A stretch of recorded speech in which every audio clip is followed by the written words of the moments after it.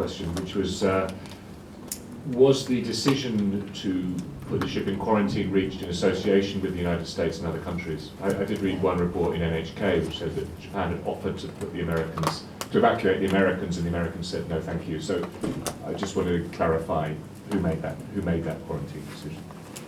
And similarly, can you say, I've also heard reports that the captain specifically resisted the quarantine. Is that correct?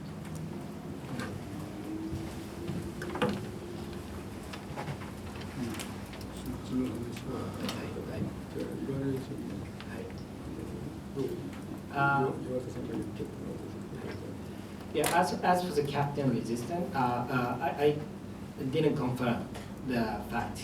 So yeah, my colleagues may know about that, but I don't have any information for that. And as for the American evacuation, at the very early stages, I heard that U.S. government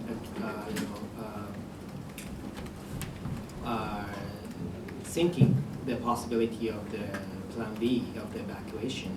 But after discussion between the Japanese government and U.S. government, they concluded that they didn't pursue the evacuation. So it was a joint decision, not one side asking for something and the other side saying no. Microphone? Yeah. We explained the situation on the first stage, and they concluded that they cannot choose to evacuate all the U.S. passengers. About this, the sort of the lessons learned. Well, you know, I was involved in the control of SARS when I was, regional director of WHO, and polio eradication, and also influenza 293. I was head of Japan technical. Well, this kind of operation, operation, control operation, or sometimes a disaster, earthquake operation, tsunami. I'm sure that many of you are involved in cover this kind. No operation is perfect. That is a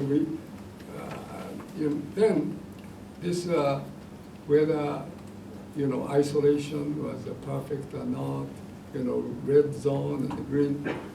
Of course, as I said, it was not the perfect level, because this is not hospital. This the hard reality was, as I said earlier, 3,700 people were quite a narrow space in the physical facility, which is not hospital. The building was not for isolation or not for providing health care. So all of a sudden, 3rd of February or 5th, as 4th of all of a sudden, everyone was put under this kind of situation. So, I'm sure that the people on the ship were, faced with difficulty. Of course, I accept its isolation and divide it into the zones are not perfect. But it does not mean that they did awful thing. Under the limitation, under the physical physical limitation, I think they did, I assume, not necessarily 100%, but they did their best. But, of course, it was not ideal. It's not a hospital.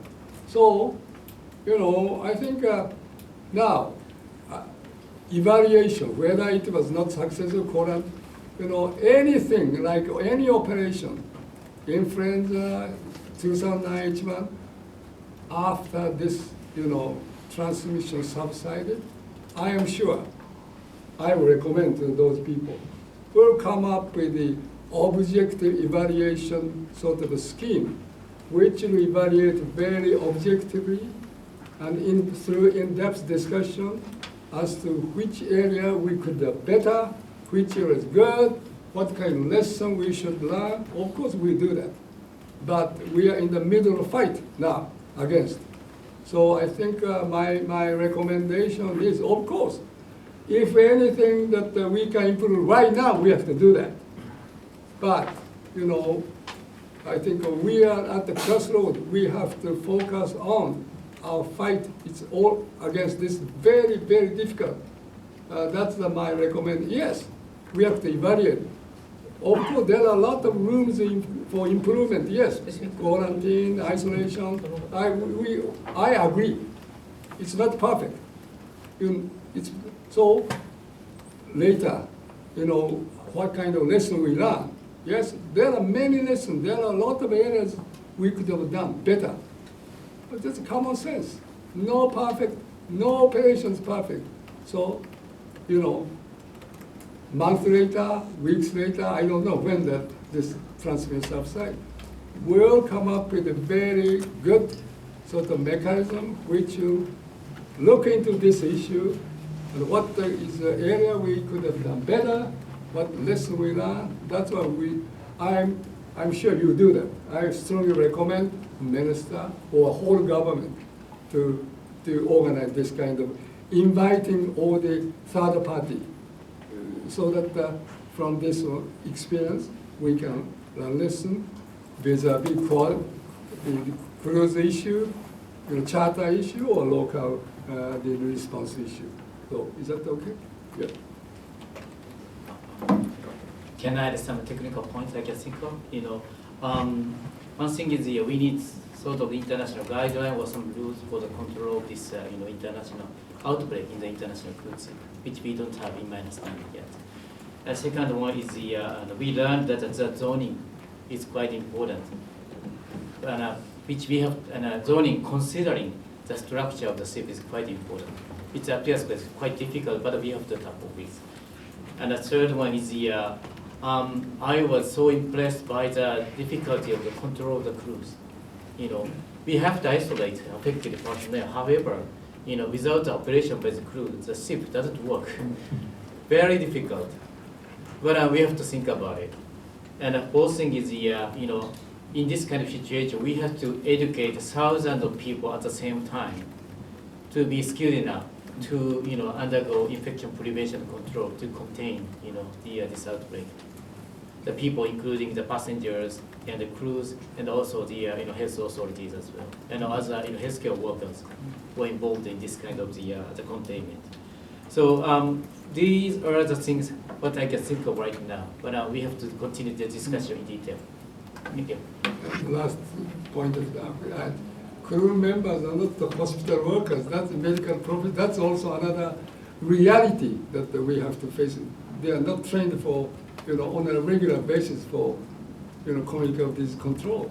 Of course, immediately after the crew was alerted on this risk, I think they gave some, suggestion, instruction, guidelines, but, it takes some time, for them to master. I think that's also another side of the reality that, that exists. Sorry for last comment. As a medical officer of Japanese Ministry of Health, Dr. Iwata, as you know, that Dr. Iwata was working as a kind of advisor during the time of H1N1 influenza for the Ministry of Health at the time. And also among the young medical officers in Ministry of Health, we have so many doctors who have worked with Dr. Iwata. And Dr. Takayama was also working in as a medical officer in Ministry of Health during the H1N1 time, and he is now working in hospital in Okinawa, but he volunteered to work in Ministry of Health at this time. So, as a medical officer of Japanese Ministry of Health, we need to have the collective, knowledge from the expert, and we need to, include all the advice from the Dr. Takayama, also from Dr. Iwata also. So from my point of view, we need to do that. I'm afraid we ran out of time, so I'd like to conclude today's press conference. Thank you very much once again for joining us today.